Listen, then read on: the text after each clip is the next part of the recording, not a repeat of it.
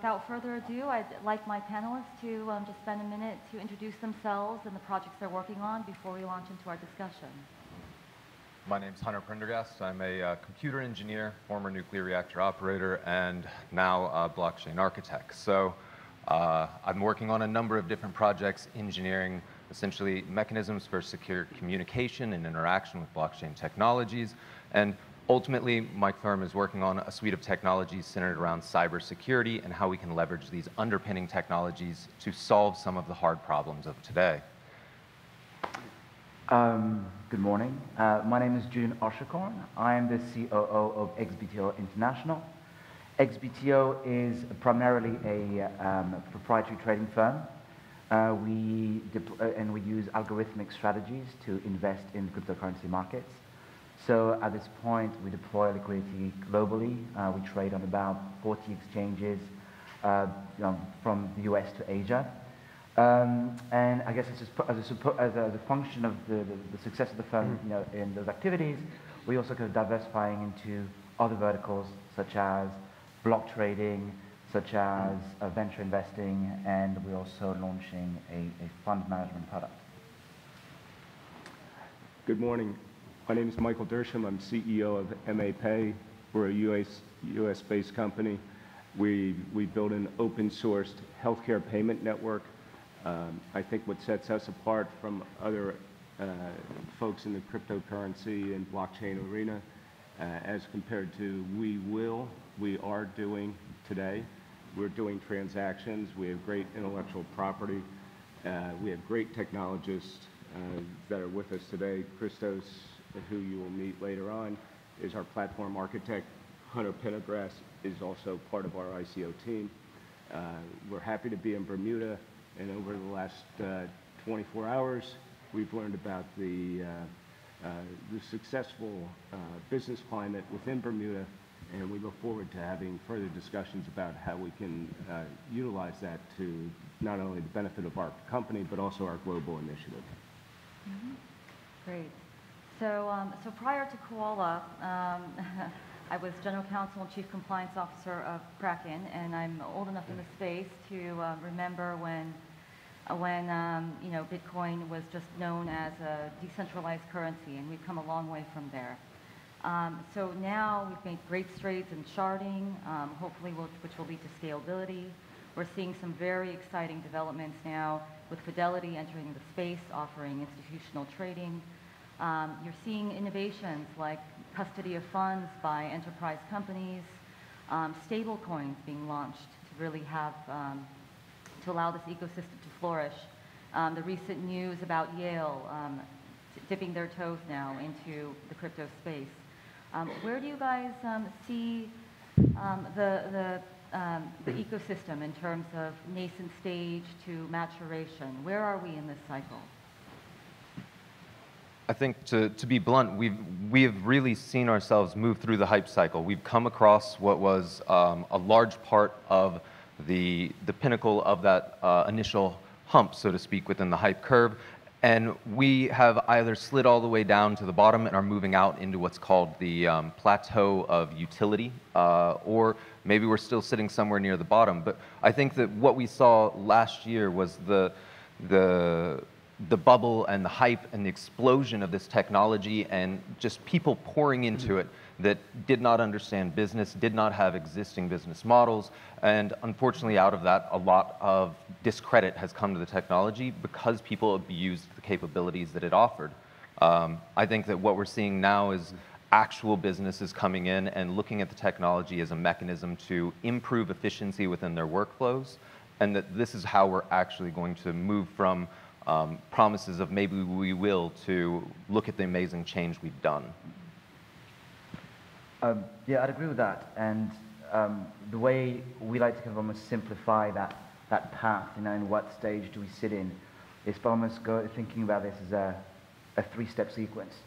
And to Hunter's point, the kind of step one was this kind of early creation, early adoption, and the kind of irrational hype that resulted from it. And that's deflated meaningfully since. I think that step three I would describe as the kind of mass adoption stage, where you get a combination of basically all the stakeholders being fully invested into the space. I'm not going to carve out all the stakeholders as I think about it, but broadly speaking, it means that you've got institutional investors who are, investing in digital assets as an asset class they understand, they're comfortable with, and you've got also meaningfully proven utility when it comes to actually the use of the underlying assets in real-world examples. So the way I'd put it now is that I think we're in the early throes of stage 2. And the debate is how early in stage 2 are we and how far down the line we are.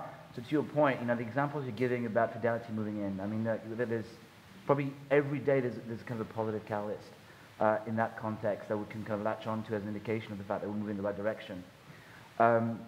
But I would also say that for us to get to stage 3, there's still a lot that needs to happen. And as an industry, there's plenty of structural aspects to the way we operate, and that goes really from the nature of the technology today to even kind of governance structures and kind of compliance clarity, which still requires an enormous amount of work. I think I agree with both. I think the exuberance that happened, I think that was a good thing to at least put the industry, if you will, on the map. But I also think the hype and the pump and dump strategy and the get quick rich schemes tarnished and gave a reputation risk, which we have to fight through. Even within our own company, I take us back to a year and a half ago when I started to read, just from a kind of intellectually intriguing way, different white papers, and we're in the healthcare space, so of course I was, reading every white paper that was out there. And then given my background of private equity, venture capital, building companies, I would read these and I would look at, the check boxes that we do as, say, an angel investor, which is, what is the management team? What is the business that they're in? What is their intellectual property? Do they have customers, right? And I read it, through those lenses, and I would say, really? And you just raised $50 million in a nanosecond? This is crazy.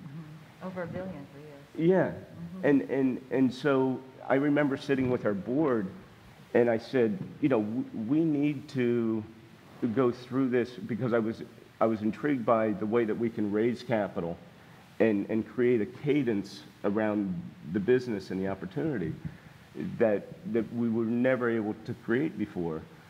But then the board said to me, yeah, but Dersh, we have reputation risk as a business. We had an ongoing business that we were looking, how do we capitalize that? And I took that to heart, and I said, of course I can make the decisions, but the board was saying, Dersh, we can't allow ourselves to be said in the same sentence as a patientory, right? And so we pulled away, but then coming back into the new year, I pressed it forward, and I met with some of my friends at Goldman Sachs and some others, and we really started to think through, this new type of financial structure, but also the payment network that we had built and the utility that we can provide for that currency and provide the stability around it, like Jesse Lund at IBM speaks about, right? And I said, we've got to go.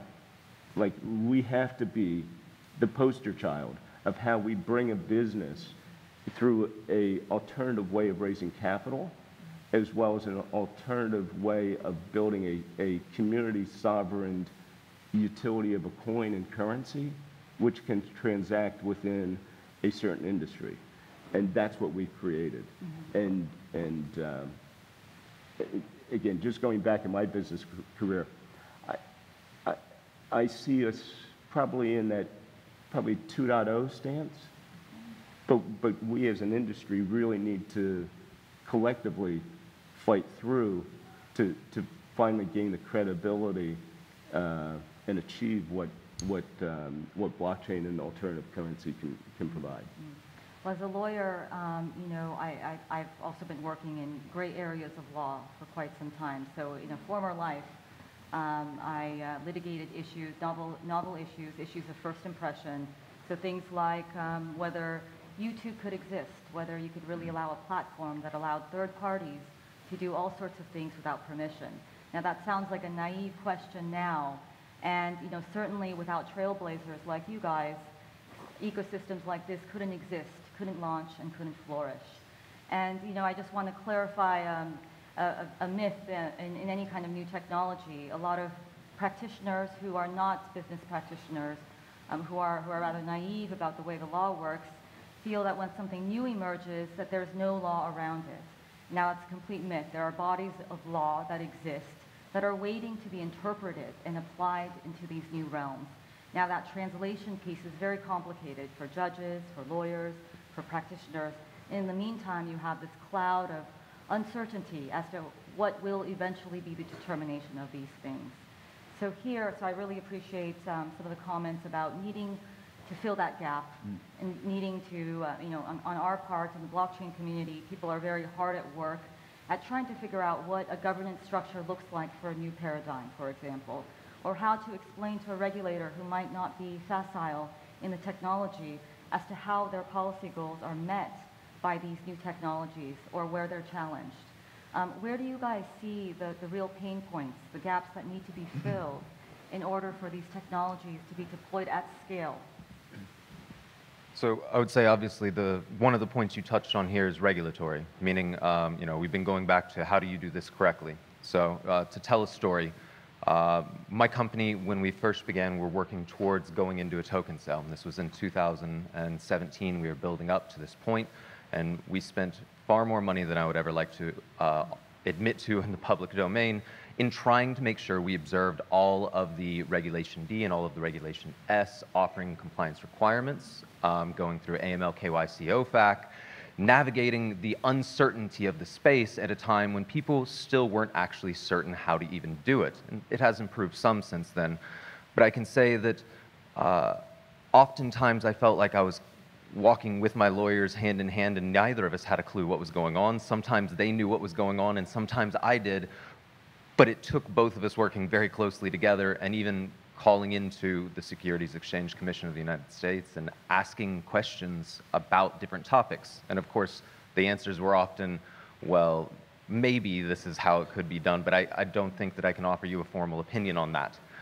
Those are the hard points that have to be more clearly defined, which is we need a very, we should welcome regulation in the sense that it will allow us to do our jobs without so much wasted effort, because it's a question of efficiency. It's a question of, we have established laws for raising capital, we have established laws for all of that. It's moreover now, give us a known set of rules and let us operate inside of those and know that we won't end up on a podium trying to explain to someone we didn't want to talk to why we thought we were doing doing everything correctly but weren't. And I think Bermuda's kind of on the right path here. They're setting that framework up, which is really exciting. Yeah, I agree with that. I think that, as operators, to be honest, you can point at any part of the industry and I'll tell you that there's a massive pain point because I've got my head in the trough all day. But regulation is a very interesting point in that context because as operators, having the regulatory environment being almost a known unknown is an extraordinarily difficult kind of risk to manage and quantify for a business. And actually, that's what's driven us to incorporate and operate at Bermuda for all our offshore activities, is because we felt that Bermuda was going to deliver just that. And there's that kind of level of clarity and certainty over the specific point, which we think is tantamount to the scaling of the industry. If you think about regulation globally at this point, it's still a very fragmented landscape. And the world, I'd say, bluntly speaking, is kind of divided between the US and the rest. The US has got, when it comes to securities law, has got a kind of definition of securities which creates almost an environment in which anything that's basically being issued kind of moves into securities law, and I think that is fundamentally very complicated for the scaling of blockchain technologies in the US. But then you've got the rest of the world, and you've got this kind of multi-layered also aspect of regulation, which is, what we feel is fantastic about Bermuda is the clarity we have locally, but Bermuda is also, I mean, it's a weird point you're making, but it's not. it's not an island in a way, in the sense that, No, you know, what the OECD says, what the European Union says, you know, has a real impact as well on what fundamentally we can even do here. I think that beyond that, and there's the regulatory uncertainty also creates a bit of contagion on other aspects of how we operate. And to give you an example, you know, having a decent banking partners, if you operate in our space, is exceptionally complicated. And if you ask any blockchain company operator today, I would say they're good, especially for investors, in fact. I'd say that the vast majority of us bank with fantastic banking partners, but not household names, right? So that kind of, the support of the banking industry is also very much lagging at this point. I could then kind of run on about, like, get into the weeds about, you know, what the audit world thinks about blockchain, and I probably won't, but I suppose that, you know, going back to my original point about in the early thoughts of stage 2, all these people are basically stakeholders that need to be on board for this to actually scale and reach its full potential. And it's baby steps, but it's I think there's a lot ahead of us. Absolutely. You know, as I mentioned earlier, you know, when we decided to go through this process of an alternative way of capitalizing our company, we knew that the SEC was not giving any guidance. So we were in no man's territory, but certainly we didn't want to have a case retrospectively come down to us. I say it jokingly, you know, I don't look well in an orange jumpsuit. And so what we did again at the board level was to say, let's self-regulate ourselves as if we were doing it in a legacy fashion, right? Because at that point, I think nobody can look at us then retrospectively and say, you did this wrong, if we followed the guidance which was already established, even though it wasn't, you know, written within that legal framework, you know, specifically around this type of raising capital. So that's what we've done, and we're still waiting for the SEC to provide true guidance in their guidance statements, and they always say it's, you know, 6 months, you know, coming forward, and that was 6 months ago or 12 months ago, right? Yeah. So I think so we've done that internally with our, you know, first investment rounds. I think what's interesting to me now that I'm out in more of the global community, where we're looking at areas like Canada, Malta, Bermuda, and even over the last couple of weeks, again, as we're trying to build a best practice on how to do this so that others can use our playbook, that, you know, we're looking at building development, business, and legal nodes in these particular environments like Toronto, like Malta, like Dubai. And even last night I was talking to Stan about, wouldn't it be interesting as we do that, then to have as a global hub or unifier, if you will, Bermuda, to act as that. You know, to be continued, but pretty interesting. Yes, yes, and actually the very interesting about this technology is that it's global. It lives on the internet. And I remember early on in the space, when Bitcoin and when cryptocurrencies and blockchains were confined to Bitcoin only, you know, there were countries that attempted, for example, to take steps to ban it because they feared it. And they realized very quickly that in order to do that, they'd have to shut down the internet in their country, which is an untenable step. So this technology presents all of these vast opportunities. It's multi-jurisdictional, but it's also a riddle of jurisdiction. And it also requires, because it's inherently a network, it requires the cooperation of so many players and so many layers of stakeholders to make this work. So actually that's what Koala works on, is bringing together people from various sectors, the leading architects in the space, the leading academics, to actually have fact-based research that drives all of this technology and the policies that result. What I'm wondering now is, We see here really, on one hand, a technology that enables folks to democratize access. On the other hand, that raises a lot of alarms about new kinds of safeguards. You know, and then I think in the first instance, I've heard a lot about getting to the real utility of blockchains or getting to efficiency of markets.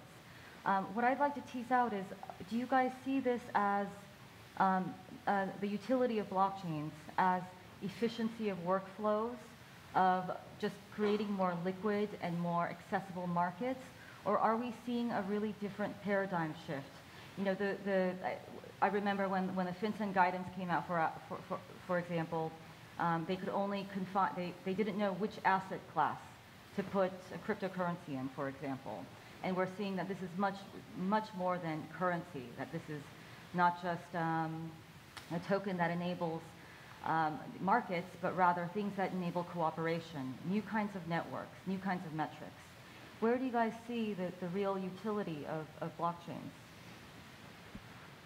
I mean, it depends very much if we're talking about fully decentralized systems or if we're talking about semi-centralized systems or fully centralized systems that use chains for auditability. I mean, there's so many different applications. I think that if we're talking about fully decentralized systems, it allows for interaction and exchange of value without the need for as much trust until we've reached such a time as governments and blockchain technology are more closely linked. I won't say it's without any trust whatsoever unless we're talking about the exchange of value for a purely digital asset, in which case it's trivial. But you know, this could be things like the purchase of web domains and that sort of things. We can engineer those types of things to be very fluid and easily done.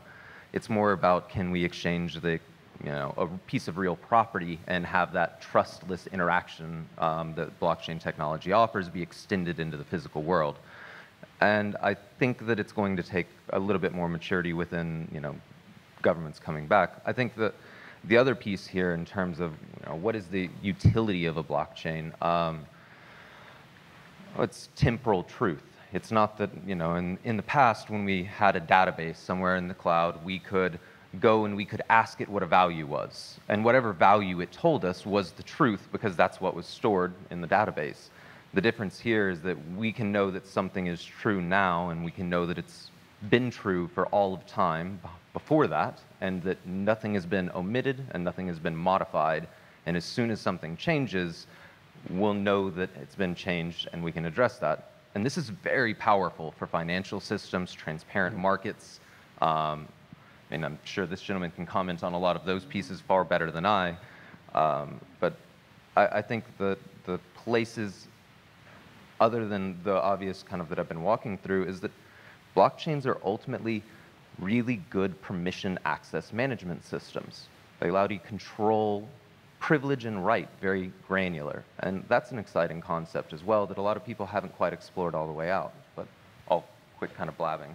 Yeah, I mean, I'll start by saying that there's absolutely no way I could explain better than you did. So I'll start by, I think it's a great summary of what almost the ideological core underpinning enthusiasm for the blockchain constitutes. In a jumping almost into kind of a more tangible kind of environment, there is, and I think this is what you're alluding to yourself. I mean, like it's also as a new form of kind of funding mechanism, there's also extraordinary interest on that topic. And you know, you look at the way that companies fund themselves today, and you look also at some of the inefficiencies that are linked to even issuing debt, for example. And if you look at like how deeply intermediated and how actually quite archaic some of those instruments are still structured today, and we're talking one of the deepest asset classes in the world, right? And when you kind of overlay what kind of blockchain applications could actually deliver in that context, we start looking at it's not necessarily actually like kind of completely redirecting, I suppose, you know, the way the kind of financial markets work today, but definitely genuine efficiency creations, which at the very least, I think will become a real point of a real benefit to issuers, and I think arguably to investors as well. I think that In that context, it's going to require some adaptation from the kind of intermediaries that are actually operating traditionally in that space. But you know, if you think about, I'm referring to kind of the banks, I guess, in that context. But I'm also kind of quite optimistic about the fact that they'll adapt because they always have. But yeah, so as a funding mechanism, I think there's the real world applications there that are particularly interesting. Yes, actually, it was quite interesting to see banks initially very afraid, actually cautious that their payment rails would be eaten up by this market. And then within the space of a couple years of maturation, they realized that there are enormous opportunities for them, not only to create more efficient operations, but to actually access new sources of liquidity and create new kinds of instruments and more accountability and transparency in their operations. You know, I think whenever we have these discussions, oftentimes people group the discussion when it has to be separated into the blockchain technology itself and what that provides, like Hunter so eloquently can describe, and even last night doing some algebra for us on a piece of paper and showing them. But so I think you need to segment that out from the alternative currencies and what that provides. Because they're two very different subjects and need to be discussed in that manner, even though they overlap. So these guys talk about the technology itself. Let me talk about the utility of currency and what's needed. If we go back to, you know, even like Econ 101, right? And you talk about what's needed in a currency. You talk about the credibility of it, the trust of it, the utility of it, the verifiable and exchangeability of it, right? So if you look at these alternative currencies that have been done through various ICOs, and you look at the marketplaces that they are in, 99% of them don't match any of those criteria. What we're doing in the healthcare space, and I think when you look at these different industry sectors, and we look at how we can build a kind of community sovereignty around that currency, you know, in the U.S. alone, we have roughly $3 trillion, which, you know, traverses that medical industry in healthcare transfer payments. Globally, it's $8 trillion. That's, you know, and if I put that in perspective, gold standard, you know, as an underlying asset class, is roughly 8.2 trillion. So I view it as now we can build a community of healthcare payments, if you will, that has an asset class or collateralized by those companies or governments that are transferring fiat currency. So now I know I'm going a little probably intellectually deep, but when you start really thinking about that, now you say, can I do those check boxes of credibility, utility, trustworthiness, and a marketplace that needs a alternative way globally beyond borders to be able to, you know, transact in the healthcare space.